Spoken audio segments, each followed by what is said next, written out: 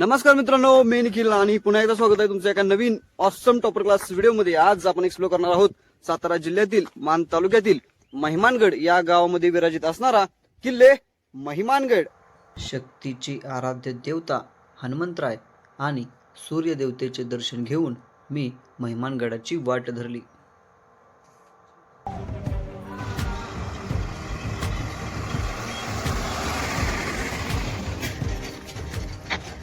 सकाळच्या थंडीत एक कुटुंब बैलगाडीतून शेतात चालले होते। वीट भट्टीवरील कामगार रोजच्याच कामात गुंतले होते।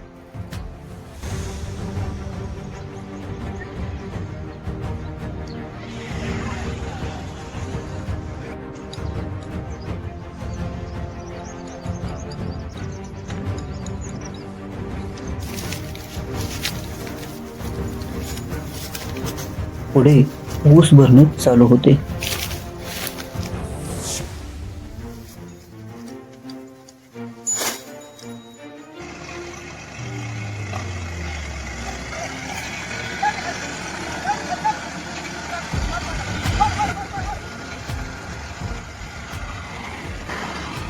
जसं की प्रत्येक यशस्वी पुरुषाच्या मागे एक स्त्री असते।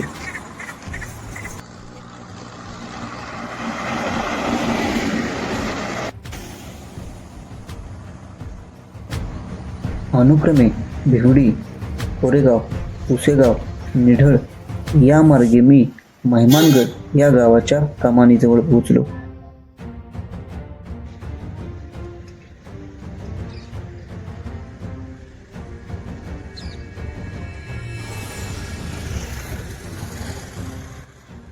महिमानगड गावच्या शाळेमध्ये अगदी जसप्रीत बुमरालाही लाजवेल अशी सुंदर बॉलिंग बघायला मिळाली।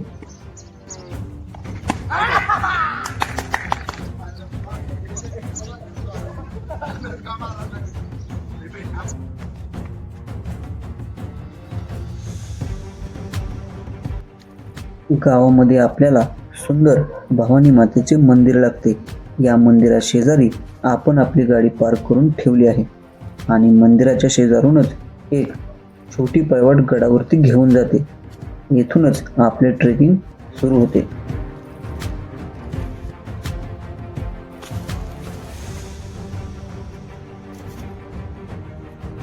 गिरिदुर्ग प्रकारात मोडणाऱ्या या किल्ल्यावर झाडे मात्र फार थोड्या प्रमाणात आहेत।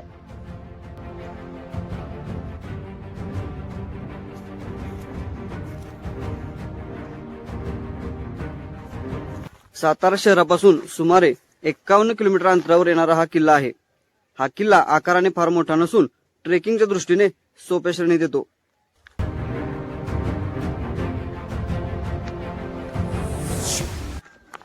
छत्रपती श्री शिवाजी महाराजांनी अफजल खानाच्या वधानंतर उसंती न घेता बरेचसे किल्ले स्वराज्यामध्ये सामील केले होते। त्यातीलच एक किल्ला म्हणजे हा किल्ले महिमानगड।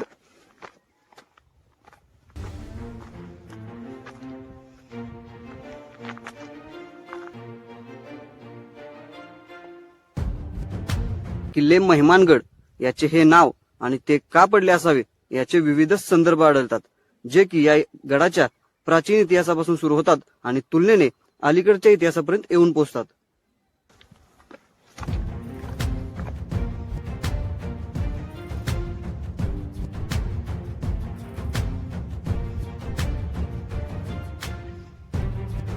स्वराज्याची चौथी राजधानी म्हणजे वर्षभर सुखद आणि आल्हाददायक वातावरणासाठी ओळखला जाणारा आपला सातारा जिल्हा।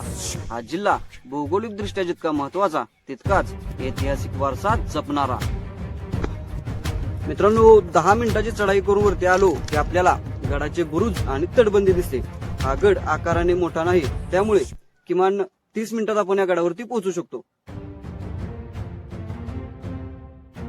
यानंतर लागतात या कातळ पायऱ्या, ज्या आपल्याला गडाच्या मुख्य दरवाजाजवळ पोहोचवतात। गडाचा दरवाजा मात्र अगदी जवळ गेल्याशिवाय दिसत नाही।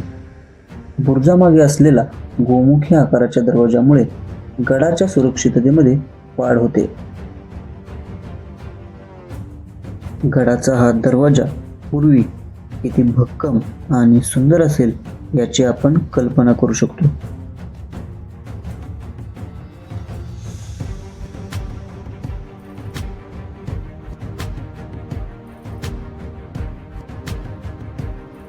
तर मित्रांनो, आता आपण मेहमानगडाच्या मुख्य दरवाजाजवळ पोहोचलो होतो. गडाचा पडझड झालेला दरवाजा आपण बघितला आहे. खरं तर आता आपल्या गड किल्ल्यांची पडझड झालेली आहे, परंतु इतिहासातील गड किल्ल्यांचे महत्व काय, इतके वेगवेगळे गड बांधले कसे, असे असंख्य प्रश्न आपल्याला गडासंबंधी पडतात.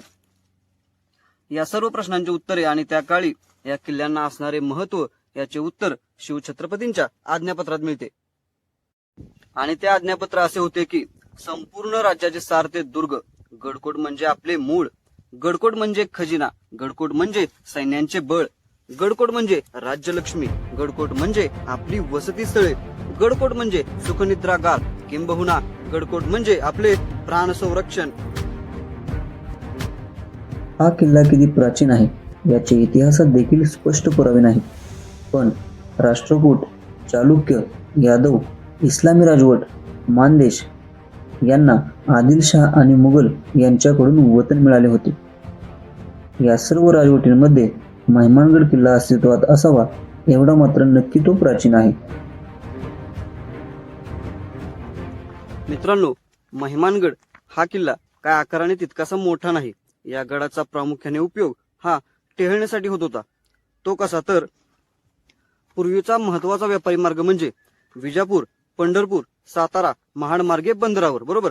तर या बंदराच्या वाटेवर या मार्गावर लक्ष आणि नियंत्रण ठेवण्यासाठी मेहमानगड हा किल्ला मोक्याच्या जागी होता.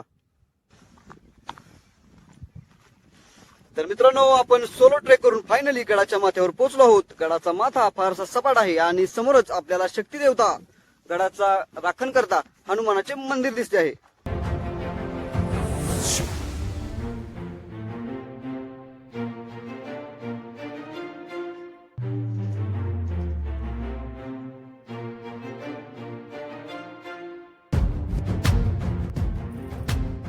हाच तो भगवा ध्वज जो की आज आसमंतात दिमाखात फडकत आहे.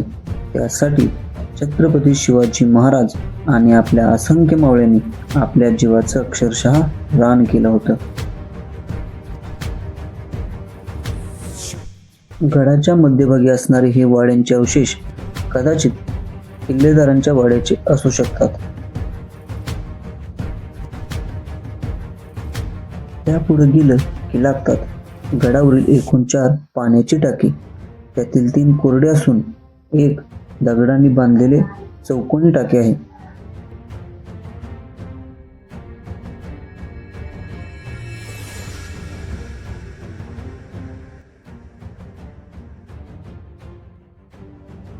या चौकोनी टाक्यामध्ये वर्षभर पाणी टिकून राहते.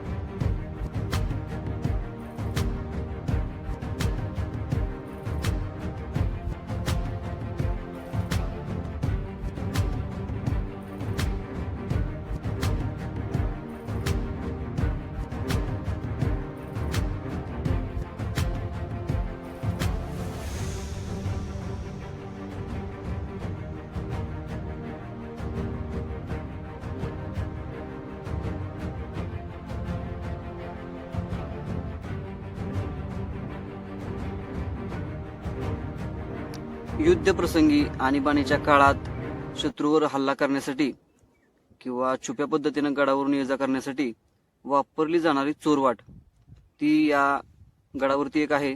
मात्र त्यामध्ये खूप सारा कचरा टाकलेला आहे. तर हे खरं तर गड किल्ल्यावर आपण केलं नाही पाहिजे आणि सुरुवात आपल्यापासूनच केली पाहिजे.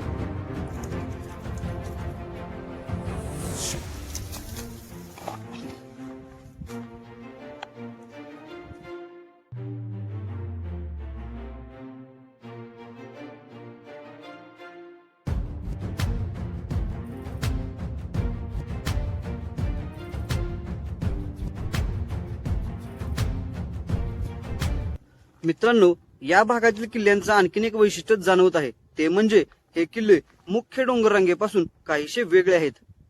गडावरील शक्ती देवता हनुमंतराय यांचे दर्शन घेऊन संपूर्ण गड आपला फिरून झालेला आहे. हे गड किल्ले आपला ऐतिहासिक वारसा आहेत आणि त्यांची माहिती तुमच्यापर्यंत पोहोचवणं माझं भाग्य आहे. हा व्हिडिओ जर तुम्हाला आवडला असेल लाईक करा, सबस्क्राईब करा. आपण पुन्हा भेटूया सह्याद्रीतल्या अशाच एखाद्या नवीन आणि अनमोल ठिकाणी. तोपर्यंत टेक केअर. Bye bye.